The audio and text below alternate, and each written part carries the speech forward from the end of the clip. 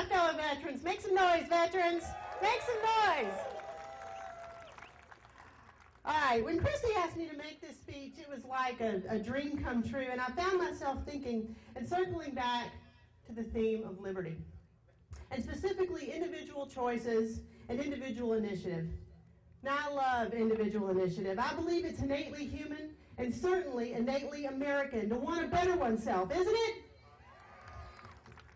Now, there's truly something great about working hard and achieving a goal, isn't there? And I'm here to tell you that I can even say that after my Senate race, that there's something even rewarding about trying real hard and not quite making it. Individuals achieve greatness by the choices they make, choosing to do what's right or better or positive or philanthropic or whatever. This is what shapes character.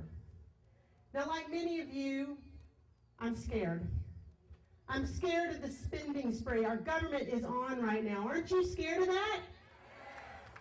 I'm scared for our nation's financial security, and I'm scared because I sense that this lack of choice will slowly but surely erode individual character.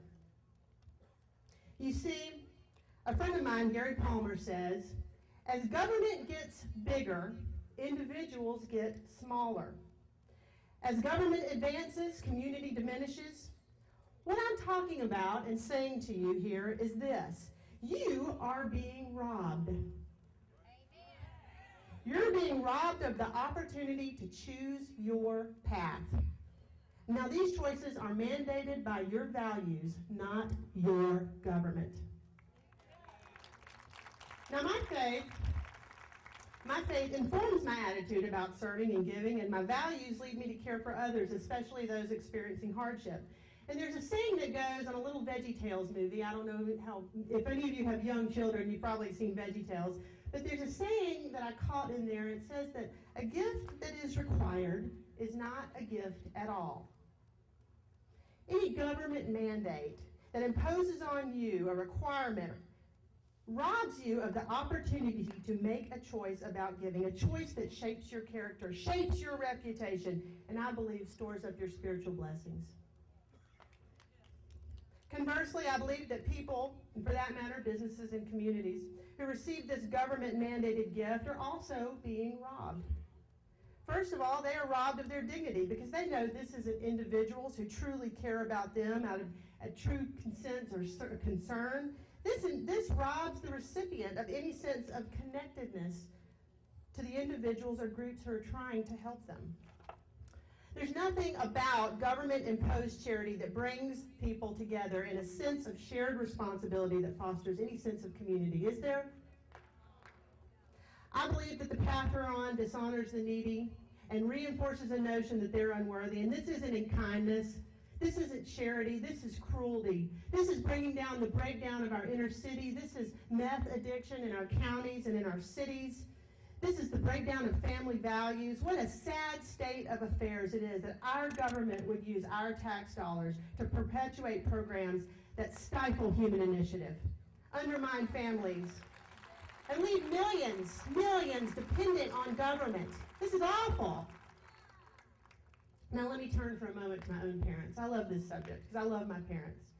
They were raised in troubled homes, but they lived in communities where others were willing to help them. This wasn't government intervention. These were individuals who said, I want to help you. I want you to get through school, Scott. I want you to get an education, Deborah. That's my parents' name. Now, fast forward to my childhood. I love this. My father did something that I really didn't understand through my childhood. Every day of my young life, he'd say, you know what, Mary Scott? And I'd say, what, Dad? He'd say, you're great. You're great. Well, there were many days when I wasn't great. There were many days when I made bad decisions, but I made some good ones too. I studied hard in school. I went to law school. And I can't even begin to imagine what opportunities my education has opened up to me. I think education is absolutely essential for individual success and, more importantly, for the kind of American initiative and drive that I'm talking about today. Now, I know we have some teachers out there. Where are they? Teachers, make some noise. Where are the teachers? Where's Martha Brooks? Thank you for what you do. It's so important. I want to turn for a minute to my military service. I chose to serve my country as an Air Force officer. That was a great decision. Missing the state Senate vote, where's Paul, by about 50 votes, that wasn't so great. But you know what? I have to tell you guys, making this speech here today, this is great. This is great. Thank you for letting me have the opportunity. But I didn't get here because of some government mandate. I got here because of the choices I made and my family made in raising me and preparing me and giving me a vision of what I could be. I had to make the right choice. Some of those choices represented huge crossroads, like doing workers' comp law. I knew that many wouldn't understand that, but I wanted to help folks that were down and out, and I'm proud to do it as a part of my legal practice. And you can see how strongly I feel about making choices unencumbered by government. How do you feel about that? Unencumbered by government intervention. I have to tell y'all a story. I recently caught my 5-year-old daughter, or my 2-year-old daughter, fighting with my 5-year-old son. And my 2-year-old daughter said, "Nathan, you're not the boss of me. You're not the boss of me." I was proud. I have to say, I was secretly proud. I think this is the first glimmer of the independent spirit, the American spirit. Folks, the quality of our lives and the quality of our community really do come down to two things: what we choose to do, not what someone forces us to do. So how do we feel about the road we're on at the moment? Bad. I don't think there's any way to get off of it unless we do two things. We have to do two things. We have to make ourselves heard through this movement and through others that surround it. It is so important to make yourself heard. Bring your placards. Go out. Talk to people. Make yourself heard. The second way to do it is through educating our kids. We have got to educate our children.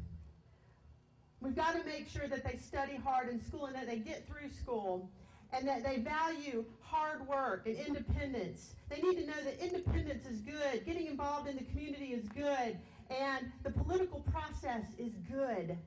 Kids need to know world and American history, unrevised. Ladies and gentlemen, it's real simple.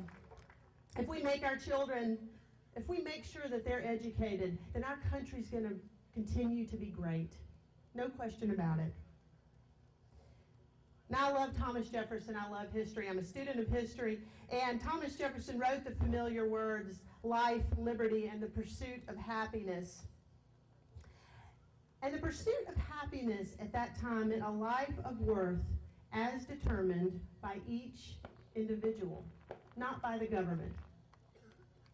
Now, there's a verse in 2 Corinthians, and I love this verse, that said, let each man give what he has decided to give, not reluctantly or under compulsion, for God loves a cheerful giver. Now, this makes it very evident to me that each individual has at least some responsibility to others, and also makes it evident to me that the individual, not the government, makes the decision. Hear, hear.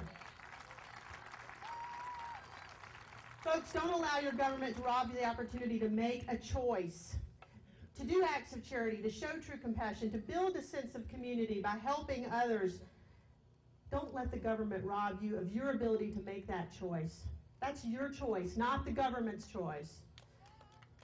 Now let me tie all this together. This is Independence Day, the day we celebrate freedom. In this great country, you've been given the opportunity to choose your course. Now, I encourage you guys to make great choices. You've made a great choice by being here today. And when I say the word great, I mean more than just positive. I mean make choices that define you, that separate you, that make you a better man or woman, that leave your country better off, and that make this place better for our children and grandchildren. Please, ladies and gentlemen, resist the expansion of government. Resist the expansion of government. Resist it with all you can, because it limits a life of worth, that life of worth that Thomas Jefferson and our other founding fathers fought for you to have.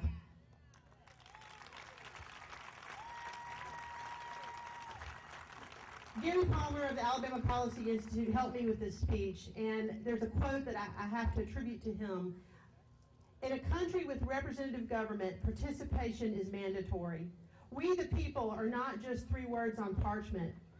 They are words that tell us that in the United States, the government is a reflection of the people, that the government's authority is from the people, and that it gains its direction and definition of purpose from the people. But folks, not from all the people. Only the people who choose to get involved. Thank you for getting involved. Thank you for being here today. Thank you to the vets here, my fellow veterans who have served this great nation and continue to make it a great place. Thank you for the blood, sweat, and tears of America. And thank you. Bye-bye. Stay here for just a second.